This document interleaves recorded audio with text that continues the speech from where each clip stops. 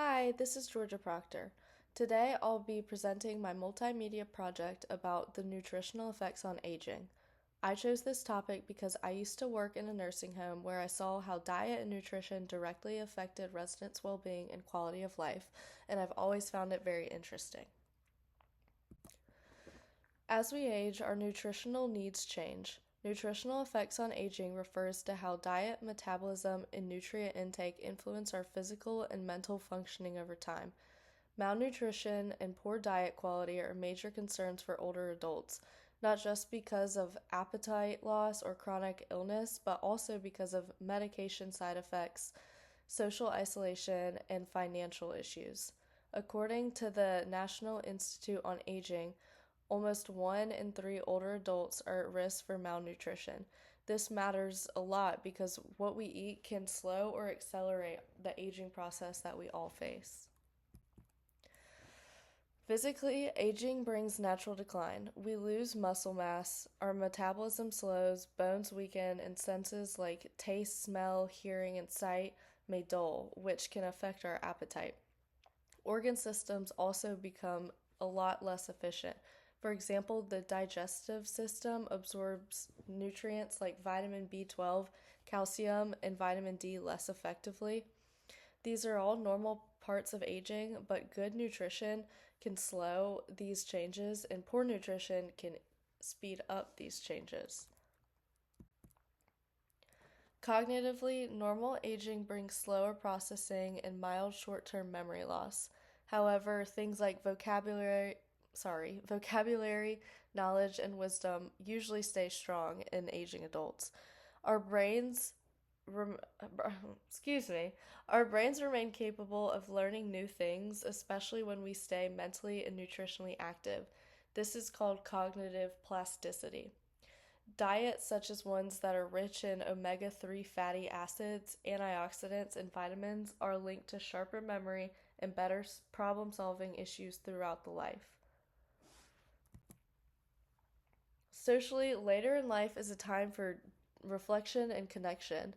Erik Erikson described this as the stage of integrity versus despair, where people have a time to look back on their lives and seek meaning and satisfaction.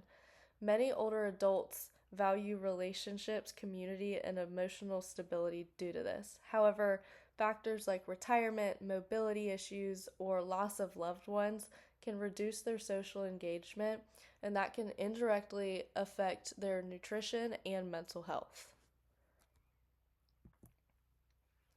Nutrition plays a powerful role in how we age. Physically, proper nutrition slows muscle loss, strengthens bone systems, and supports the immune system. Cognitively, diets like the Mediterranean diet, which are rich in vegetables, fish, olive oils, whole grains, are linked to lower risks of Alzheimer's and longer life expectancies. Emotionally, balanced meals can reduce fatigue and depression. So, these are just a couple examples of how nutrition shapes not just the body, but also the mind and the mood of an individual. Poor nutrition accelerates decline. It increases the risk of falls, frailty, and chronic diseases like diabetes and heart disease. Malnutrition also weakens the immune system and can cause an individual to be more susceptible to infections and have issues like confusion or depression, which reduce the quality of life. Basically, poor nutrition can turn normal aging into premature aging, so you get older younger, which we don't want. Nutrition and aging vary across cultures. Diets like the Mediterranean diet are common in Italy and Greece, and they're all associated with longer life expectancy and fewer diseases. In contrast, the Western diet, which is high in processed foods and sugars, contributes to inflammation and leaves individuals with a higher risk for diseases. Socioeconomic factors also matter a lot. Many older adults in low income or rural areas live in food deserts where there are no healthy options, or they're very limited or unaffordable. Cultural traditions can be protective, like Asian diets that are rich in vegetables and fish, or harmful if they rely heavily on salted or fried foods. Understanding cultural context is key when trying to promote healthy aging globally.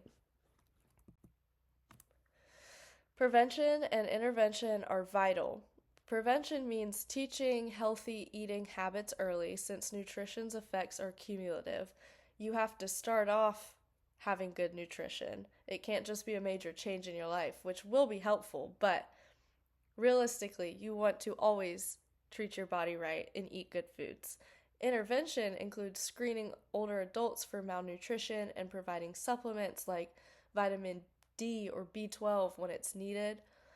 Um, Post intervention also focuses on ongoing support like community meal programs or dietitian consultations.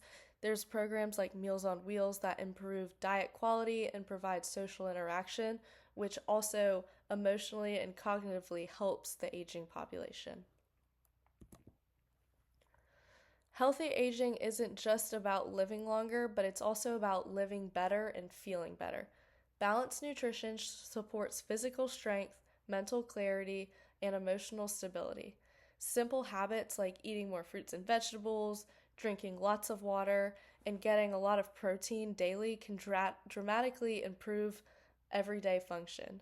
Nutrition, exercise, and social engagement together create the foundation for successful, healthy, happy aging. So, what can we do?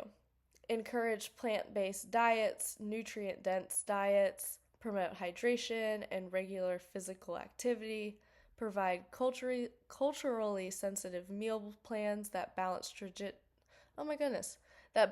tradition and nutrition, tongue twister, support policies that make healthy food affordable and accessible, and continue to educate the public about health and nutrition because aging well starts with eating well. To wrap up, nutrition is one of the most powerful influences on how we age. While aging naturally brings physical, cognitive, and social changes, good nutrition can slow decline, boost mood, and improve the quality of one's life.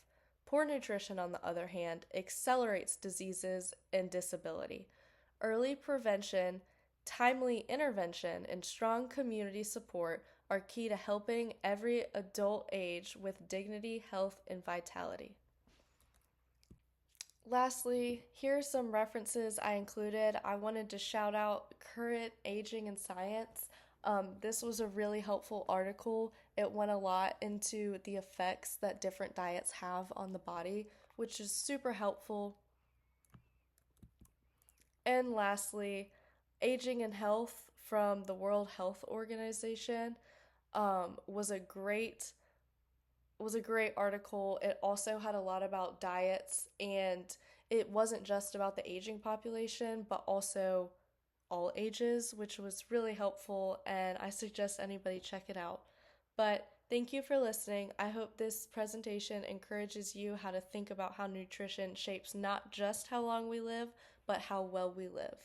Thank you. Bye bye.